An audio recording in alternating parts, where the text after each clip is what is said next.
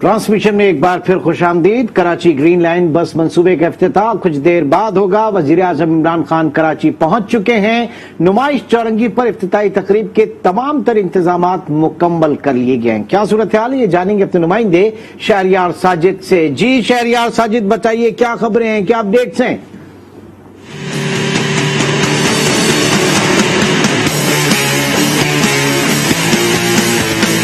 جی تو کراچی والوں کے لیے بڑی خوشخبری میں کچھ گھنٹے جو ہے وہ باقی رہ گئے ہیں۔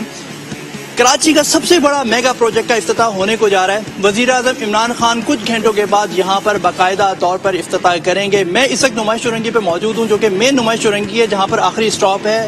ابھی تک یہاں پر بسیں آ کے رکیں گے اور اس کے بعد یہاں سے اپنا سفر شروع کریں گی اور سرجانی تک جائیں گی۔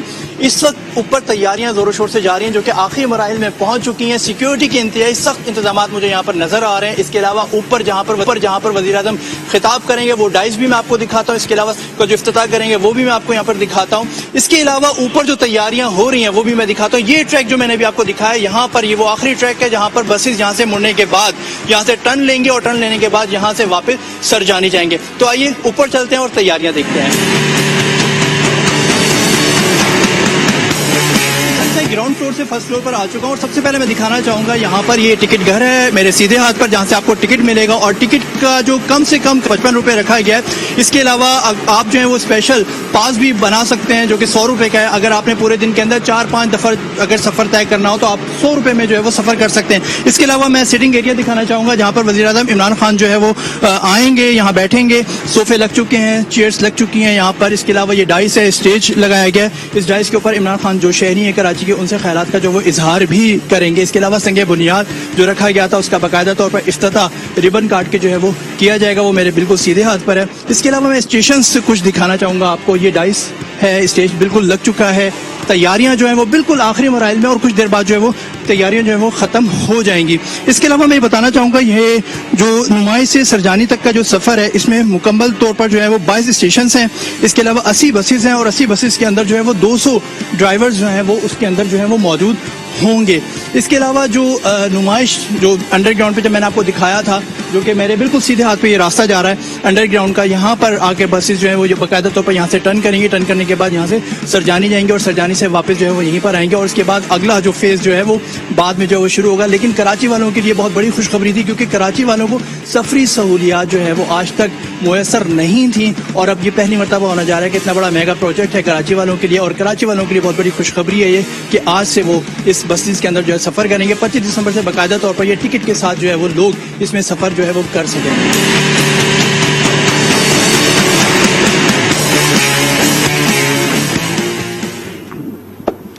شہریار ساجد ہمیں اپڈیٹ کر رہے تھے، بتا رہے تھے، اور جب یہ آگے چلیں گی چیزیں کیونکہ جو پولیٹیکل ڈائنامکس ہے اس وقت ڈائمنشن ہے پاکستان کی، بالخصوص کراچی کے حوالے سے، اس میں یہ بات طے ہے کہ یہاں پر مختلف سیاسی پارٹیوں کا اگر فیڈرل گورنمنٹ الگ ہے، پروونشل گورنمنٹ الگ ہے اور تھرڈ ٹیئر جو سٹی گورنمنٹ ہے، لوکل گورنمنٹ جسے کہتے ہیں وہ الگ ہے، تو یہ اختیارات کا مسئلہ ہمیشہ سے رہے گا کیونکہ وفاق جو ہے وہ ہمیشہ آناکانی کرے گا پروونشل دوسری حکومت کو پیسے دینے میں اور وہ دوسری حکومت جو ہے وہ تیسری حکومت۔ یہ اس وجہ سے ہم دیکھ رہے ہیں کہ کراچی جیسا کاسموپولیٹن سب سے زیادہ اس چیز کا شکار ہو رہا ہے۔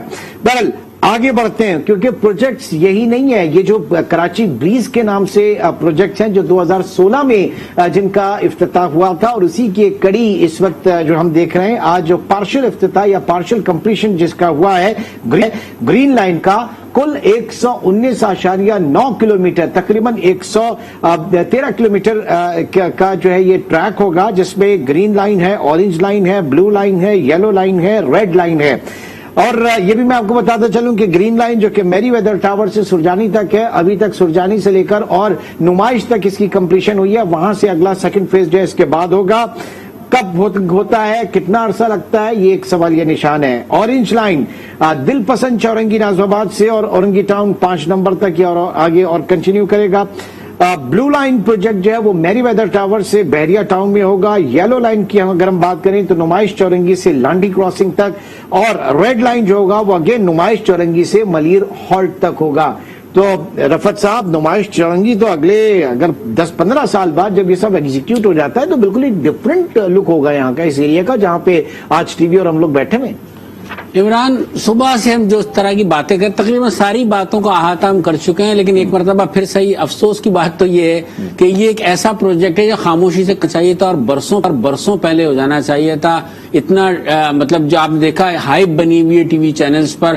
میں نے کہا تھوڑا سا مختلف بات کروں میں، اور جو منظر کشی آپ نے کی ہے تو ممکن ہے کہ ٹائم اسکوائر ہو. پھر آنے والے دنوں میں آپ جو گرومندر ہے اسے آپ ٹائم اسکوائر سمجھیے گا کہ یہاں پر ہر طرف سے بہاریں ہوں گی کیونکہ سب نے آ کے مرج یہاں پر ہونا ہے، تو ہماری اہمیت اور زیادہ بڑھ جائے گی. ویسے بھی گرو مندر کی خاصیت بہت سارے تاریخی واقعات یہاں ہو چکے ہیں، بہت ساری تاریخی چیزیں اسی چوراہے پر ہوئی ہیں، تو لیکن میرے تاریخ جڑی ہوئی ہے. میرے کراچی کی تاریخ اگر آپ کہیں تو اسی چوراہے سے جڑی ہوئی ہے. اسی چوراہے سے ضرور جڑی ہوئی ہے، لیکن جس نمائش چورنگی کی ہم بات کریں کیونکہ قائد اعظم کے مزار ہونے کی وجہ سے وہاں پہ الاؤ نہیں ہے کہ وہاں پہ اتنی کنسٹرکشن، اور یہی ہم نے دیکھا کہ ایک پرابلم آیا انڈر گراؤنڈ آپ نے وہاں پہ اس کی فرنٹ ایلیویشن کی اجازت نہیں ہے قائد اعظم کے مزار کے اطراف کسی جب اتنے سارے پروجیکٹ آپ لے رہے ہیں نمائش چورنگی کے اوپر، تو یہ آگے تو پرابلم جب ابھی آیا تو آگے بھی آئے گا اور پروجیکٹس میں بھی آئے گا. قوانین میں ترمیم بھی ہو سکتی ہے. بات یہ کہ جو صورتحال ہے نظریہ ضرورت جب ہمارے ملک کی سیاست میں آ سکتا ہے،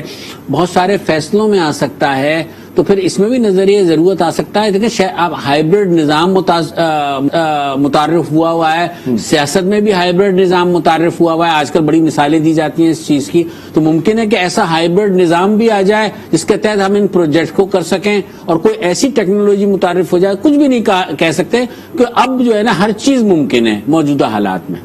یعنی اگر موجودہ حالات تک بات آ سکتی ہے تو پھر ہر کچھ بھی ہو سکتا ہے. کچھ بھی ہو سکتا ہے. چلے کم کہے کو زیادہ جانے، آگے بڑھتے ہیں.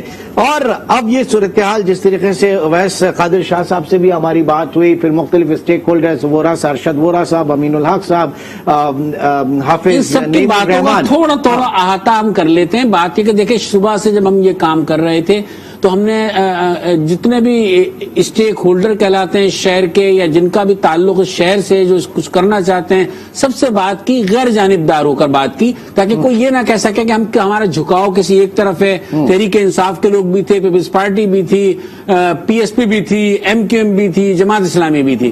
لیکن میں ایک بات کہوں گا، ساری باتوں میں آپ نوٹ کریں کہ ٹالرنس کس جماعت میں زیادہ ہے.